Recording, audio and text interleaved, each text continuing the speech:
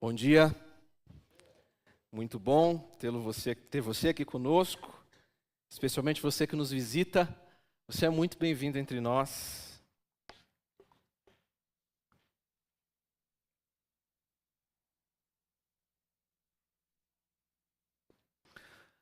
Você é alguém que vê notícias? Acho que sim. Nós vivemos na era da informação, onde notícias por todos os lados têm a capacidade de muitas vezes direcionar os caminhos, os nossos passos, as nossas decisões. Você escolhe seus investimentos a partir de notícias sobre o mercado econômico. Você decide se é melhor hora ou não para comprar um produto para sua mesa, para sua casa, a partir das notícias sobre a evolução dos preços. Você escolheu provavelmente a roupa que você veio até aqui hoje, baseado nas notícias sobre a previsão do tempo, muito embora essas não costumem acertar tanto. O fato é que notícias carregam informações capazes de alterar as nossas vidas, capazes de mudá-las completamente, capazes de abrir para nós caminhos, possibilidades, formas de viver que até então nós não conhecíamos.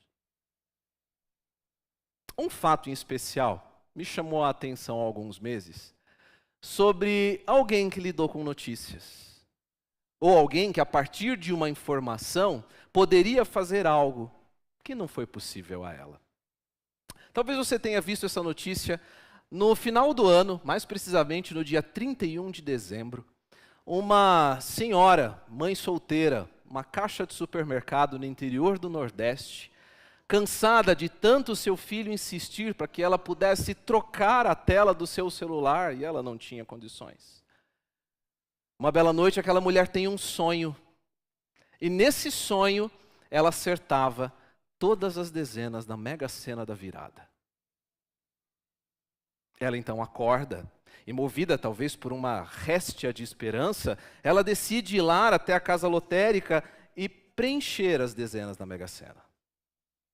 Ela preenche. Só que o sonho tinha um detalhe, ela sonhou que ela ganhava na Mega Sena, mas ela não sonhou com os números. Então ela passa a preencher com os números pelas quais ela achou melhor, e quando ela levou um papelzinho desses para casa, o seu filho, então de 10 anos, começa a brincar e preenche um deles. Ela vai, conclui a sua aposta. O seu filho então volta dizendo: mamãe, eu também fiz o meu, aposta o meu, aposta o meu. Ele diz: para, menino, fica quieto, já fiz a aposta, já gastei com isso, não vou gastar mais. E o menino insiste: mamãe, faz a aposta, mamãe, coloca o meu, eu também quero participar. E de tanto aquele menino insistir, no final do dia ela decide então ir lá e apostar, fazer a aposta do seu filho. Só que já era tarde, as apostas pela Mega Sena, que agora eram feitas por aplicativo, já tinha passado o horário, e ela então disse, meu filho pergunta: você fez, mamãe? Ela: sim, fiz, está tudo certo. E com o tempo passando, ele se junta então na frente da sala da televisão para acompanhar a apuração. E para nenhuma surpresa da sua mãe, ela não acertou nenhuma, foi só um sonho. Mas de repente o seu filho vem correndo de dentro do quarto dizendo: mamãe, eu acertei! Aquele menino tinha acertado as 6 dezenas da Mega Sena da virada. Por uma falta de confiança, aquela mãe tinha perdido a oportunidade de ganhar algo em torno de 550 milhões de reais.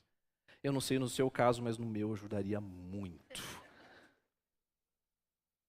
E a essência daquela notícia, daquela matéria, então, era a mãe, abraçada com seu filho, com uma cara de palidez, uma tristeza pálida, onde eles juntos tentavam então sensibilizar os então vencedores da Mega Sena para que ao menos trocassem a tela do celular daquela criança.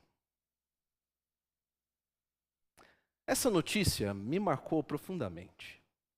E todas as vezes que eu penso nela, ou que por algum momento surge essa notícia em alguma conversa, eu me lembro que algo muito parecido pode acontecer conosco com relação à nossa informação sobre quem Jesus é. Sobre a notícia das boas novas em Cristo Jesus. A notícia que nos reúne hoje, que nos motiva a cantar e a entoar um cântico ao Senhor por esse Jesus ressurreto. Algo muito parecido pode acontecer conosco porque nós ouvimos informações sobre Jesus de todos os lugares. Nós ouvimos que Jesus foi um grande professor, que Jesus foi um grande revolucionário social, que Jesus era um cara maneiro, que Jesus nunca falou disso ou daquilo, que Jesus foi um grande psicólogo, um grande mestre entusiasta. Mas todas essas visões sobre Jesus nos trazem talvez uma visão parcial, incompleta, menor sobre quem de fato esse homem é. Mas uma outra informação, um outro problema também pode acontecer conosco.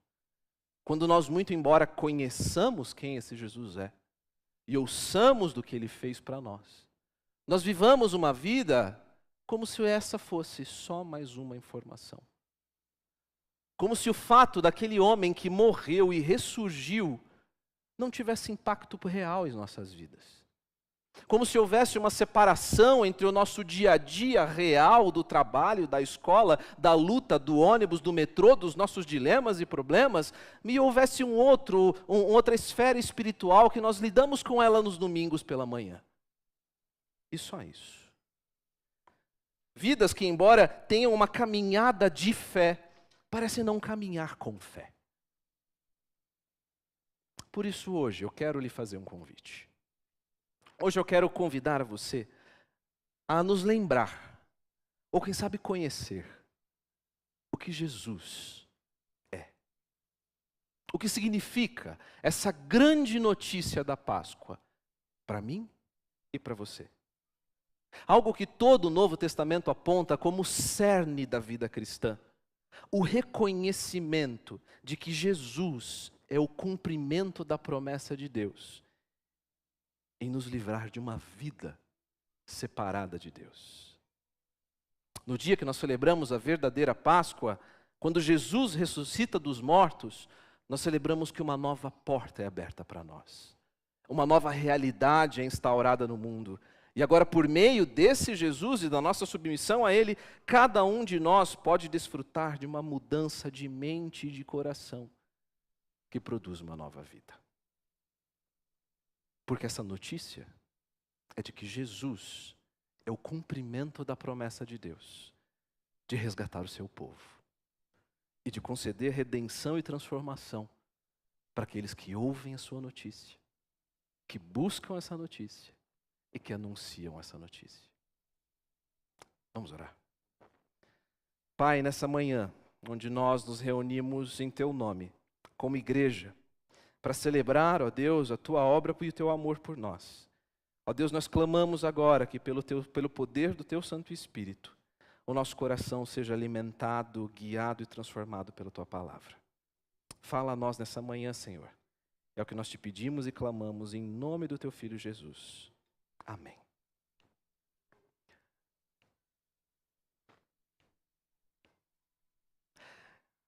As primeiras notícias sobre esse Jesus, ou sobre o que ele fez, o significado das coisas que ele fez, elas foram transmitidas primeiramente por aqueles que viram esse Jesus e caminharam com esse Jesus. Pessoas que estavam ali com ele e que essas histórias iam sendo transmitidas por histórias, por conversas, por pessoas que verbalmente, oralmente, iam transmitindo essas informações uns aos outros. Até que anos depois de todas essas coisas acontecerem, mais ou menos uns 30 anos que depois Jesus de fato ressurgiu, um homem chamado Lucas se propõe a organizar todas essas histórias.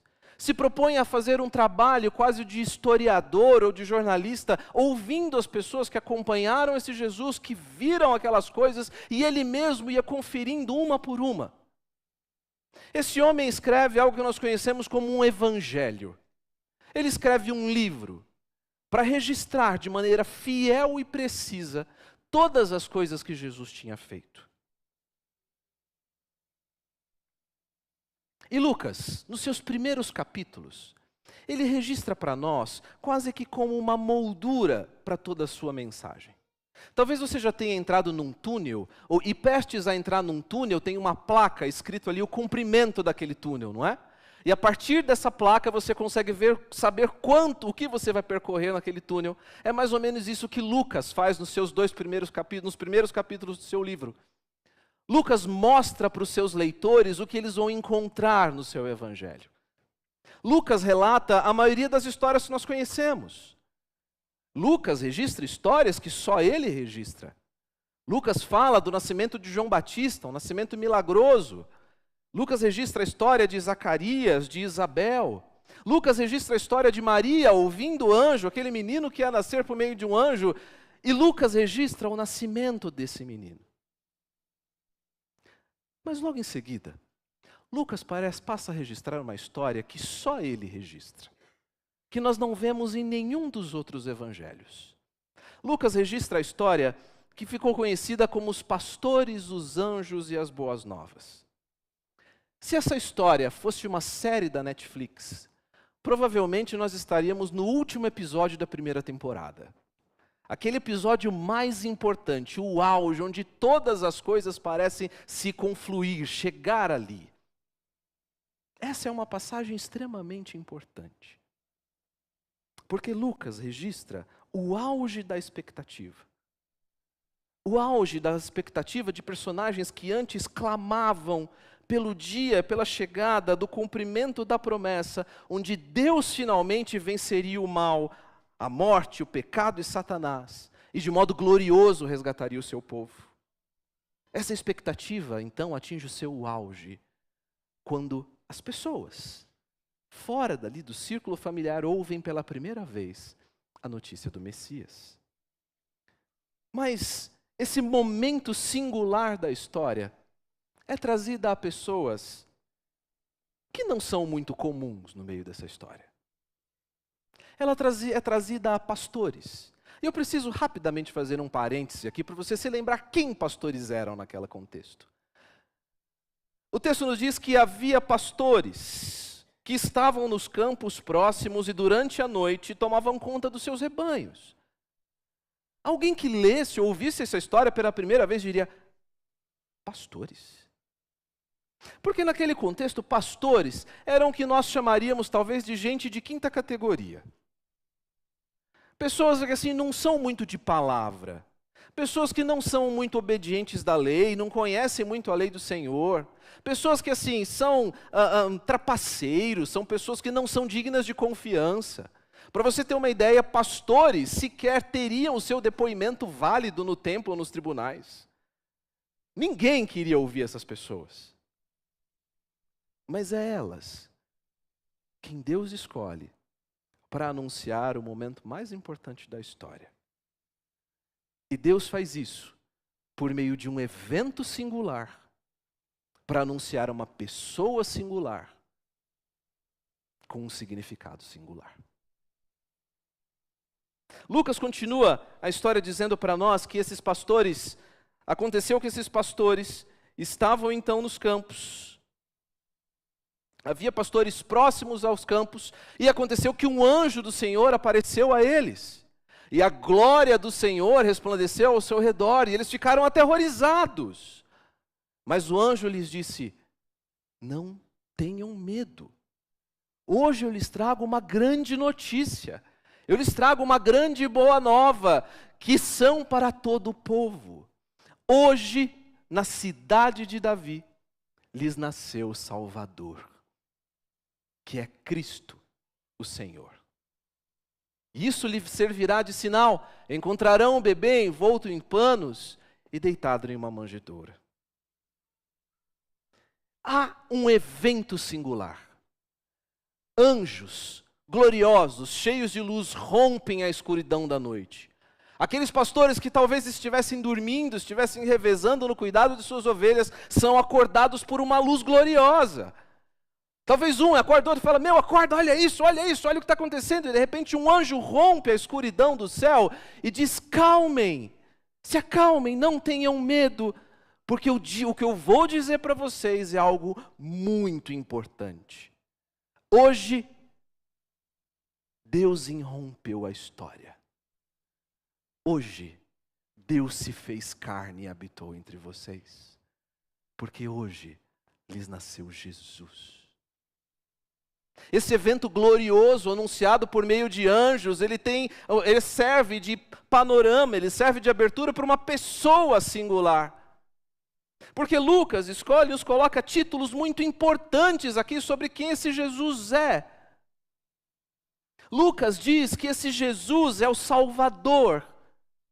E naquela hora, talvez tinha dado um estalo na mente daqueles pastores que eles perceberam que este é aquele a quem Deus tinha prometido de salvar o seu povo, de conceder perdão, aquele a quem o próprio Zacarias exultava que ele viria brilhar no meio daqueles que viviam nas trevas, para brilhar no meio daqueles que estavam na sombra da morte e guiar os nossos pés para o caminho da paz. Este era Jesus, mais que um salvador político, este homem era um salvador da opressão do pecado. Mas o anjo também diz que este era Cristo. E esses homens talvez compreenderam que esses é aquele a quem Deus havia prometido há séculos atrás. Ele era o real libertador prometido a Davi. Aquele pelo qual o sofrimento e a morte possibilitaram um novo povo servindo ao Senhor. Ele, ao ser exaltado como Cristo, trouxe libertação dos pecados. Aquele que se assentaria num trono eterno. Um trono que jamais terá fim. Mas aquele também era o Senhor. Ele era o Kyrios. Um termo que os gregos usavam para se referir aos seus reis, às suas autoridades. Mas para nós, Ele é o nosso Senhor. Ele é quem tem sobre suas mãos o poder e o controle sobre todas as coisas, sobre todos os reinos, sobre o mal e também sobre a salvação. Ele era a pessoa que, por intermédio dele, derrubou os governantes dos seus tronos e reinverteu os poderes desse mundo. Essa não era uma notícia qualquer. Era um evento singular para anunciar uma pessoa singular com um significado singular. Talvez aqueles pastores perceberam algo que você já percebeu. Que notícias às vezes mudam a nossa compreensão da realidade. Eu me lembro a primeira vez que minha esposa disse para alguém: olha, esse aqui é o Eduardo, meu marido. Eu disse: opa, eu sou marido agora. Eu me lembro a primeira vez em que eu peguei o meu filho no colo, a enfermeira disse: toma, pai, segura ele. Eu falei: pai? Agora eu sou o pai? Esse era muito mais do que um pronome de tratamento, era uma informação nova que abria a minha vida para um novo tipo de relacionamento com tudo. Porque agora eu não trabalhava mais para satisfazer os meus desejos, mas eu tinha que alimentar uma criança. Agora a minha vida não era mais pautada pelos meus desejos, mas era uma vida de serviço à minha esposa. Algo semelhante aconteceu com aqueles pastores. A notícia sobre Jesus abria as portas para uma nova realidade. Eu me pergunto, por que Lucas inseriu isso no seu evangelho? O que Lucas queria relembrar aos seus leitores com essa notícia? Eu me lembro que talvez aqueles que não conhecessem a Jesus poderiam agora ter a sua realidade mudada também. Receberiam a esperança de que o Messias veio, de que o Messias está entre eles. Mas aqueles que já conheciam a Jesus poderiam renovar as suas esperanças e se lembrar de que Ele veio também. Quer você acredite nisso ou não, essa notícia muda tudo. Porque Jesus muda tudo. Jesus é a porta de entrada para uma nova realidade, um novo relacionamento com Deus. Jesus veio e Jesus mudou tudo. Essa verdade precisa ser lembrada, porque ela muda também a nossa realidade. Ouvir sobre o Evangelho é muito importante. E esses homens ouviram sobre o Evangelho, sem isso não há salvação. Mas a história não termina aí. Ouvir não é apenas isso que Deus nos proporciona, Ele nos chama a conhecê-lo e a desfrutar de um novo relacionamento com Ele. Porque o Salvador também precisa ser buscado. Percebam como a história continua. O texto nos diz que de repente uma grande multidão de anjos apareceu. Uma grande multidão do exército celestial aparece junto com o anjo, louvando a Deus e dizendo: glória a Deus nas alturas, paz na terra aos homens, às quais Ele concede o seu favor.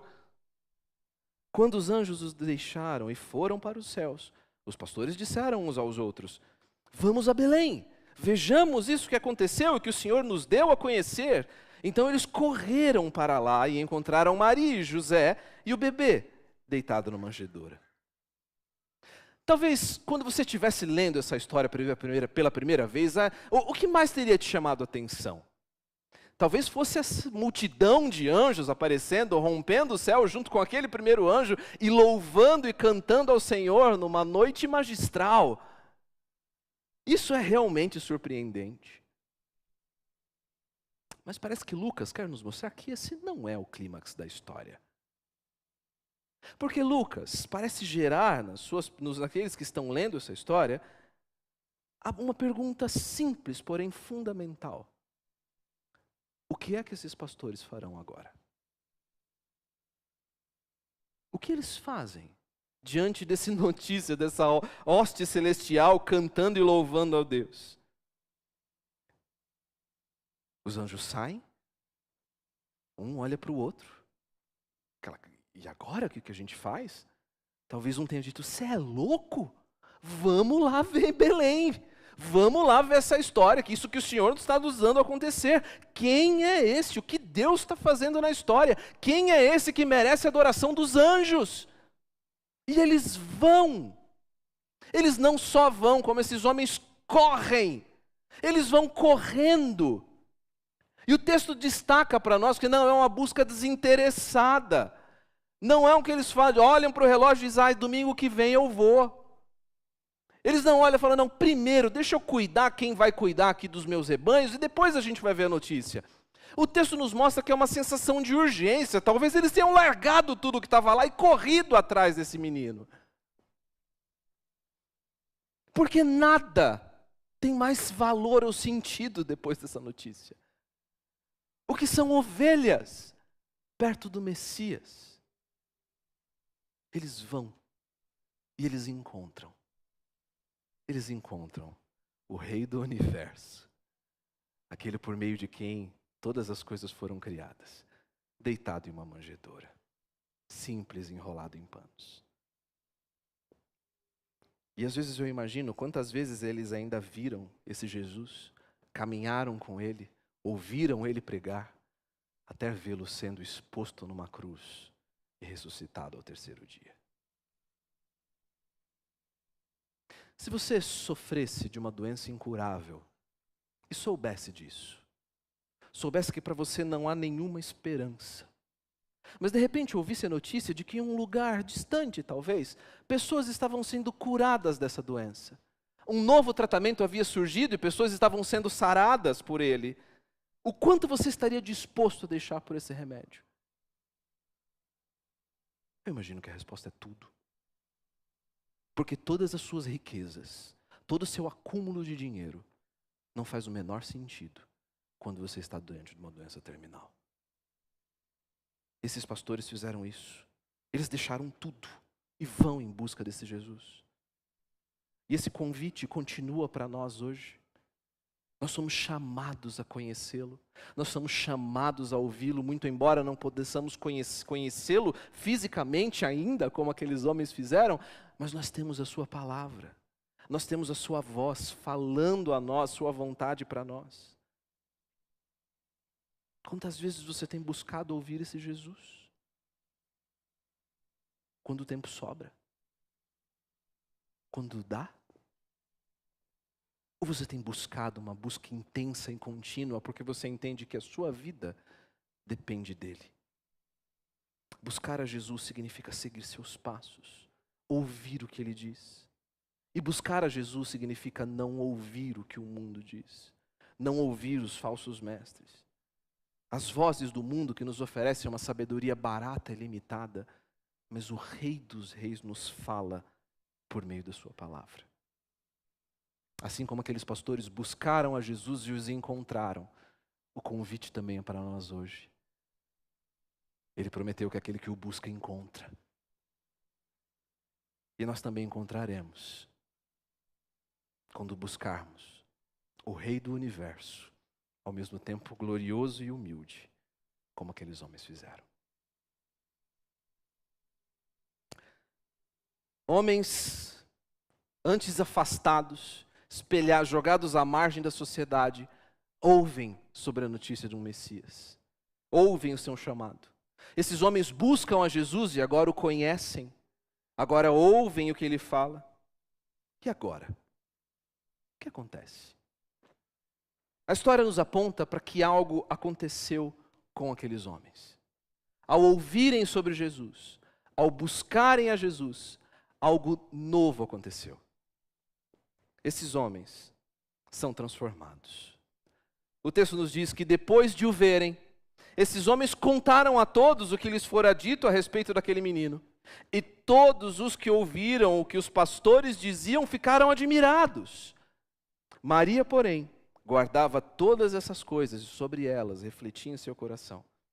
Os pastores voltaram glorificando e louvando a Deus por tudo que tinham visto e ouvido, como lhes foram dito. Percebam que uma inversão tremenda aconteceu nessa história. Pastores antissonolentos, pastores caídos, separados da sociedade, são os que agora voltam anunciando a chegada desse Jesus. A cena final dessa história nos mostra que algo radical aconteceu. Pessoas antes sem credibilidade, pessoas que ninguém queria ouvir, são aqueles que agora saem para anunciar a Jesus. Aqueles homens que foram buscar a Jesus, não são mais os mesmos que voltaram. Algo radical aconteceu na vida desses homens. E percebam que eles tinham muitas coisas para contar. Eles tinham uma hoste celestial aparecendo sobre eles, tinham anjos rompendo a madrugada, mas eles contam tudo o que foi dito a respeito daquele Jesus. Alguém talvez tenha perguntado, sério que vocês viram anjos? Eles dizem, não, nós vimos, mas isso foi incrível. Mas eu tenho ainda algo mais importante para te dizer. Nós vimos anjos, mas nós vimos o Cristo. Nós vimos o Filho de Deus. E diante da notícia do Filho de Deus, perceba que Lucas nos coloca 3 reações diferentes. Os primeiros ouvem essa notícia e ficam admirados. E dizem, uau, interessante. Mas o texto não nos diz que eles creram. O texto nos diz que eles receberam com surpresa. E talvez você já tenha tido essa oportunidade de falar a alguém sobre o Evangelho e ter visto uma reação semelhante. De admiração. Ou talvez o seu relacionamento com o Evangelho até hoje tenha sido de mera admiração e não de crença. Lucas nos mostra Maria guardando essas coisas em seu coração. Talvez relembrando as coisas que o anjo disse, talvez vendo acontecerem ali, de fato, as coisas que estavam prometidas para aquele Jesus. Mas esses pastores, eles voltam glorificando e louvando a Deus. Esses pastores são colocados como aqueles que anunciam o Evangelho. Homens que percebem que o Evangelho não é simplesmente sobre ouvir uma mensagem, nem mesmo aprender sobre Jesus, nem mesmo sobre concordar intelectualmente com certas verdades. Mas o Evangelho é experimentar e anunciar uma mudança de vida. Tinha uma música antiga que dizia que só o poder de Deus pode mudar o teu ser. A prova que eu te dou é que ele mudou o meu. E é exatamente isso que esses pastores estão experimentando. Essa transformação. de alguém que era, mas não é mais o mesmo. De pessoas que não vivem mais agora pelos seus próprios interesses, mas pessoas que entenderam que precisam diariamente fazer morrer a sua própria vontade para fazer a do seu Senhor. Pessoas que percebem que o seu trabalho tem um novo significado, que o seu casamento, os seus filhos, a sua vida tem um novo significado diante desse Jesus. E Lucas termina enfatizando que o louvor desses pastores que anunciam, que louvam a Deus por tudo que eles tinham visto, é a resposta apropriada de nós diante das obras poderosas de Deus. Porque quando percebemos o que Deus fez em nós e o que Deus está fazendo em nós, o que nos resta senão louvar e adorar? O que nos resta senão de ficar de joelhos diante do Senhor do universo e louvá-lo e adorá-lo? Mais nada. Queridos, essa história breve registrada no Evangelho de Lucas nos lembra de algo muito importante. Que Deus, por meio do seu intenso poder e majestade, cumpriu a sua promessa de nos enviar um Redentor para nos livrar das mãos dos nossos inimigos. E quando nós nos lembramos da notícia que o túmulo está vazio, nós nos lembramos da vitória de Jesus sobre o pecado. Nós nos lembramos da vitória de Jesus sobre Satanás. E nós nos lembramos da vitória de Jesus sobre a morte, o último inimigo a ser vencido. A sua ressurreição é para nós a notícia de um novo e vivo caminho para que nós desfrutemos do privilégio de fazermos parte de um novo reino, chamado Reino de Deus. Esse Jesus que nós cantamos e adoramos como digno, digno, digno, é o cumprimento da promessa de Deus de resgatar o seu povo e de conceder redenção e transformação para aqueles que ouvem essa notícia, para aqueles que buscam essa notícia e para aqueles que são transformados por essa notícia.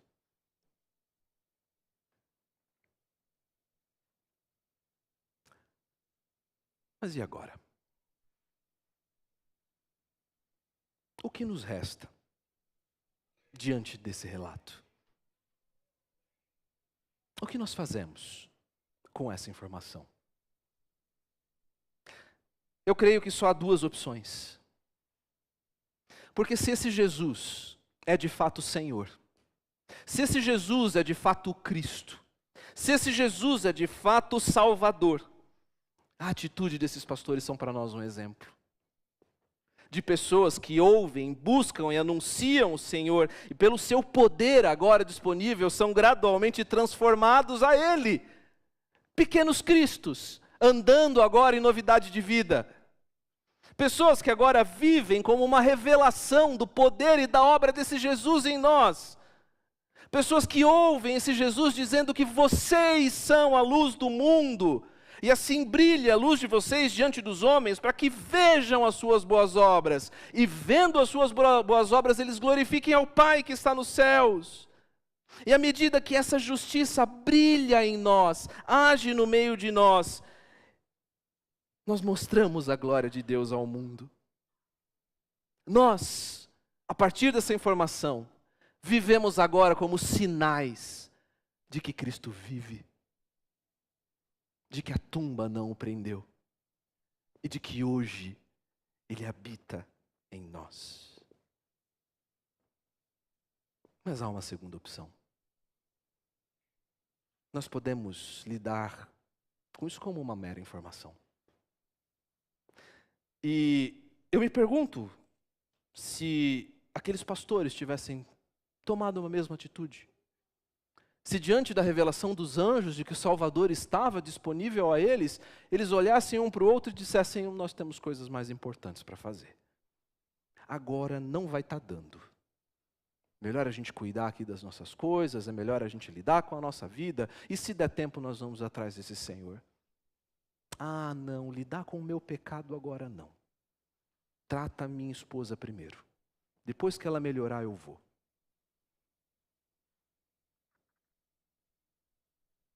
Eu penso que uma atitude assim seria como uma mulher que tinha à sua disposição as 6 dezenas da Mega Sena. Uma informação que poderia dar para ela uma vida completamente nova, mas que não conclui a aposta. Alguém que tem uma informação capaz de oferecer uma vida completa e abundante, mas que se contenta com algo muito menor. E talvez muitos de nós pensemos, mas é muito difícil seguir a Jesus. É muito difícil eu preencher aquilo que Deus me oferece para eu conquistar a nossa vida. E nessas horas eu lembro que o mais difícil já foi feito. O mais difícil é vencer a morte. O mais difícil é transformar um coração de pedra em um coração de carne. Difícil é ter à disposição uma nova vida e viver mendigando por uma nova tela de celular. Queridos, esse relato, essa história, é para nós um alerta, mas é também um convite. Um convite a desfrutar de uma nova vida em Cristo Jesus. Porque o Evangelho não é só uma notícia. O Evangelho não é uma mera informação. O Evangelho é transformação. O Evangelho é mudança. O Evangelho é a própria essência do que significa ser um discípulo de Jesus. Ser transformado à sua própria imagem e desfrutar daquilo que Ele oferece a nós. O que falta hoje em sua vida? Se você olha para a cartela da sua vida, o que falta ainda ser transformado à imagem de Jesus? Porque ouvir é fundamental, aprender sobre verdades e experiências também é importante, mas não é tudo. O que impede você? Te falta amor? A Deus? Amor aos outros? Ele é o amor. Te falta sabedoria? Ele é a sabedoria. Te falta pão? Ele é o pão da vida. O pecado te carrega. Os sofrimentos e cicatrizes da vida. Ele é o perdão. É fé. Ele dá para aqueles que o pedem. Somente quando nós nos colocamos em constante aprendizado, seguindo o exemplo daquele que nos chamou pela graça, é que nós compreendemos a totalidade e a força dessa notícia. O túmulo vazio não é um evento histórico meramente. O túmulo vazio é a lembrança para nós de uma nova vida. Ouça, busque, mas também creia no poder transformador de Deus para mudar a vida daqueles que o recebem com todo o seu coração. Vamos orar. Deus amado, Senhor, foi por meio do Teu sangue que nós agora temos acesso a um novo e vivo caminho. Foi por meio da Sua morte, ó Pai, que o véu foi rasgado. E que agora, Senhor, é possibilitado para nós um novo relacionamento com Deus Pai. Mas, Senhor, o Senhor nos promete também algo muito importante. O Seu reino veio. A promessa de mudança e transformação já está disponível para nós. Ó Senhor, e o que eu peço nessa manhã, ó Deus, é que o Senhor me ajude e ajude a cada um dos meus irmãos nessa manhã a vivermos, ó Deus, desfrutando daquilo que o Senhor ofereceu a nós. Pai Santo, nós te louvamos porque o túmulo, ele está vazio. Nós te louvamos, ó Deus, porque por meio da Tua ressurreição, o Senhor nos deu uma nova vida. O Senhor nos deu, ó Deus, a oportunidade de experimentarmos gradualmente o que significa ser Teu filho. Ajuda-nos, ó Deus. Ajuda-nos a transformar a nós mesmos a Tua imagem. Ajuda-nos, ó Deus, a ajudar os outros a serem transformados, ó Deus, por Ti. Mas que a notícia, Senhor, do Evangelho, a notícia, Senhor, da Tua ressurreição, jamais seja para nós uma informação. nos dê coragem, ó Deus, para vivermos, ó Deus, por fé. Para vivermos agora, a partir da boa notícia que o Senhor vive. É em nome de Jesus que nós oramos. Amém.